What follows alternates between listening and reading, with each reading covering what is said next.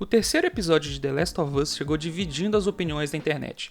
De um lado, a crítica especializada tem considerado o episódio uma obra-prima, inclusive teve gente falando que é um dos melhores episódios da história da televisão.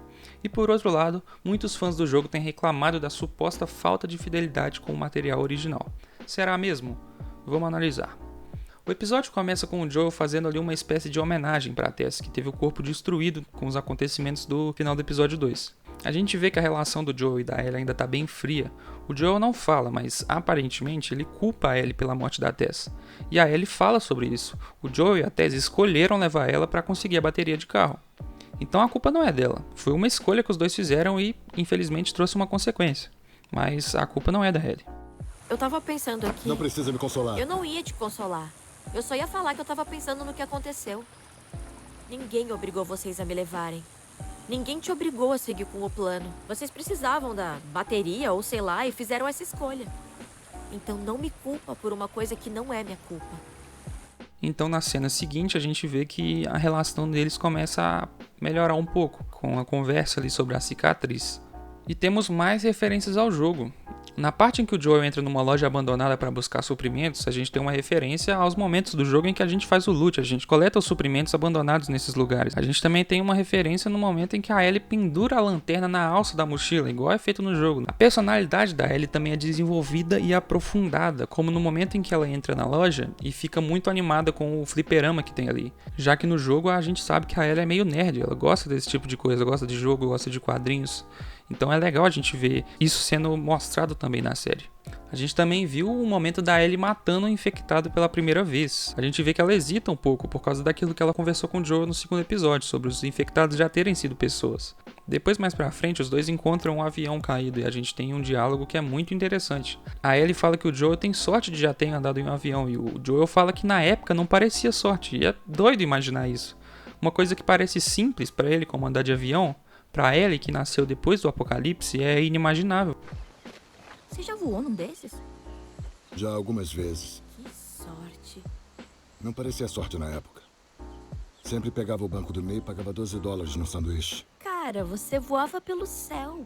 Eles também conversam sobre como surgiu a infecção. A Ellie não sabe porque não explicaram na escola e o Joel explica que a teoria mais aceita é que o Cordyceps sofreu uma mutação e foi parar nos alimentos, como farinha e açúcar. O que é mostrado no segundo episódio, naquela introdução na Indonésia, a mulher que é infectada, ela estava trabalhando em uma fábrica de farinha, é dito isso no episódio. Inclusive o Joel fala sobre os alimentos que podem ter transmitido o fungo e ele fala sobre massa de panquecas, que no primeiro episódio, a Sarah, filha dele, tinha pedido para ele comprar e ele não comprou. Talvez se ele tivesse comprado as panquecas que a Sarah pediu, os dois teriam se infectado pelo fungo e não teria história para contar.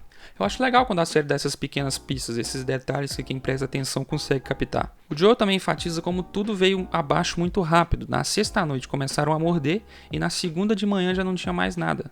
A gente vê também que o Joel tá começando a se importar mais com a Ellie. Tanto que ele fala pra eles pegarem um outro caminho, porque ele não queria que ela visse aqueles corpos que estavam na estrada. E aí a gente tem um pouquinho mais de noção de como a Fedra é uma organização totalmente autoritária, desumana, nazista e tal.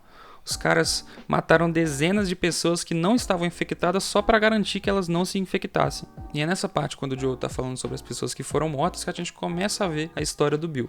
A gente vê que ele conseguiu ficar sozinho porque ele se escondeu e esperou todo mundo evacuar a cidade. É mostrado também como o Bill é um cara completamente lunático, com todas aquelas armas e câmeras, mesmo antes do apocalipse acontecer. Isso acontece porque, como ele diz mais pra frente pro Joe, ele é um sobrevivencialista. Ele fazia parte do movimento chamado sobrevivencialismo, que era formado por pessoas que estavam sempre preparadas para tragédias, como aconteceu no caso de um apocalipse zumbi, né?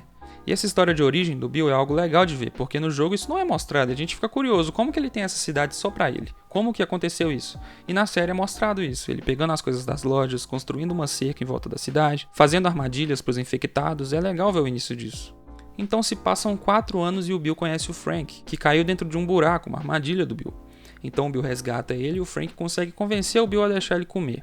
Eu não sei, eu achei que o Bill se abriu um pouco rápido demais para alguém que parecia ser tão paranoico e com dificuldade para conviver com outras pessoas.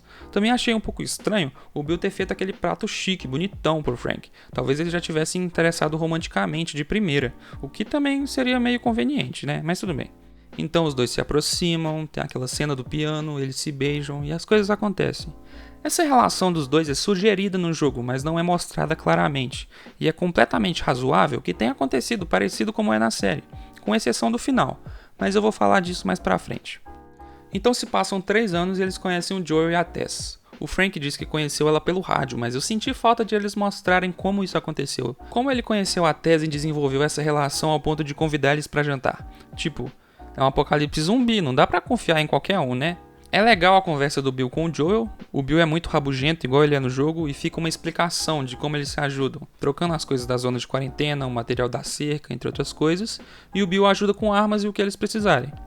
Depois de mais um gap de 3 anos, a gente vê que a relação dos dois continua firme, com a cena dos dois comendo morangos e depois a tentativa de invasão dos saqueadores, que o Joel já tinha mencionado mais cedo que poderiam vir, e aparentemente o Bill ouviu ele, já que ele reforçou a segurança, colocou lança-chamas, cerca elétrica e tal.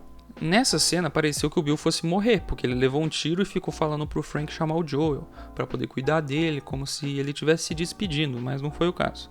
Beleza, então, agora se passaram 10 anos, a gente tá em 2023, o mesmo ano que tá acontecendo a trama principal da série, e a gente vê que o Frank tá doente, não consegue mais andar, não consegue pintar direito mais. Eu senti que eles envelheceram muito nesses 10 anos, claro que a doença do Frank contribui pra isso, mas principalmente o Bill envelheceu demais na aparência, tá bem mais acabado agora.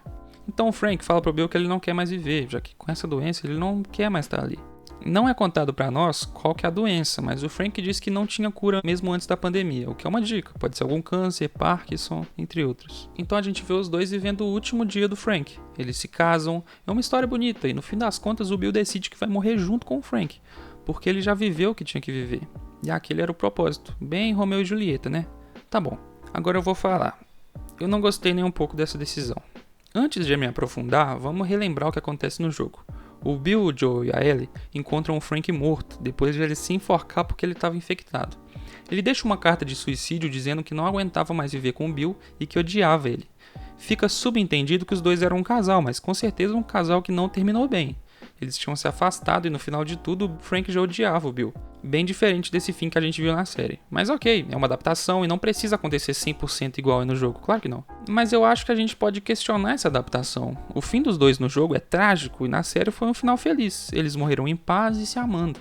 Eu acho que a série acertou em mostrar o desenvolvimento dos dois como foi mostrado, porque ficou bom. Mas eu queria que o desfecho fosse mais melancólico e drástico, assim como é no jogo. Porque matar os dois, do jeito que aconteceu, transforma esse episódio em um filler. Filler, pra quem não sabe, é um termo usado para se referir àqueles episódios de anime em que a história principal não avança. É a famosa encheção de linguiça, uma história alternativa que não avança a trama principal. E não me entendam mal, foi um ótimo filler. Mas ainda assim foi um filler. Foram 50 minutos contando a história de 2 personagens que não vão mais aparecer e um conteúdo que não vai impactar no restante da série. E sinceramente, é meio decepcionante isso acontecer em uma série que lança um episódio por semana. Pô, eu esperei a semana toda por esse episódio pra história avançar quase nada. E tipo, tinha necessidade desse final feliz? Eu queria ver a interação do Bill com a Ellie, que no jogo é muito engraçada. Queria ver a sequência na escola, que é uma das partes mais legais no jogo. Infelizmente não teve isso. Tivemos um romance muito legal e muito bem feito, mas que como episódio 3 da série de The Last of Us, eu não sei se cumpriu o seu propósito. Mas enfim, vamos continuar. Então o Joel e a Ellie chegam finalmente até a casa dos dois, e a Ellie encontra a carta deixada pelo Bill. Que é engraçada a parte que ele fala, deve ser o Joel, porque qualquer outra pessoa teria morrido nas armadilhas. Bem algo que o Bill do jogo falaria mesmo. Ele também lembra da Tess na carta, o que mexe um pouco com o Joel. Uma crítica que eu tenho aqui é o fato do Bill ter deixado a chave do carro junto da carta. Precisava disso.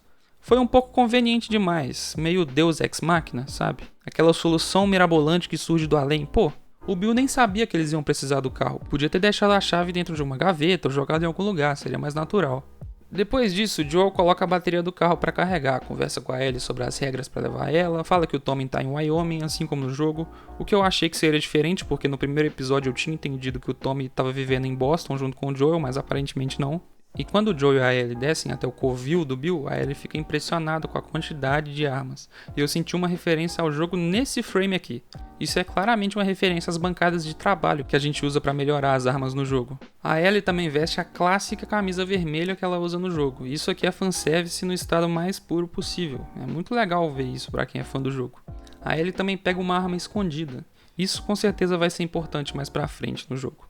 Outra cena muito legal é da Ellie entrando dentro do carro e ficando impressionada. A gente não tem noção do quanto a vida dela, por ter nascido dentro do apocalipse, é diferente da nossa. Uma coisa tão simples quanto entrar num carro, pra ela é o máximo. Ela até fala que parece uma espaçonave. E é isso, o episódio acaba com eles pegando a estrada para ir até o Tommy ouvindo a mesma música que o Bill cantou pro Frank mais cedo no episódio. E tem esse último take da janela, talvez uma referência à janela do menu do primeiro jogo. Então é isso, episódio 3, qual que é o veredito? Eu, sinceramente, achei esse episódio o mais fraco até agora. Não por ser ruim, não é ruim, na verdade é bom. Mas é frustrante gastar 50 minutos do episódio com uma história que agora não vai fazer mais diferença. É uma história bonita dos dois, do Bill e do Frank. Mas no final da temporada, o que a gente vai tirar proveito desse episódio são apenas as cenas do Joel e da Ellie. O Bill e o Frank morreram. Eles não vão influenciar mais a história agora. Então, eu não sei, eu achei desnecessário gastar tanto tempo do episódio com isso, sendo que eles não vão ser mais importantes agora. Talvez, se eles tivessem mantido os dois vivos, ou tivessem mantido pelo menos o Bill vivo, seria mais interessante, na minha opinião. Tá bom, mas o que você achou? Você gostou do episódio? Comenta aí, deixa o like e se inscreve no canal para ver as análises dos próximos episódios. Valeu então, até mais.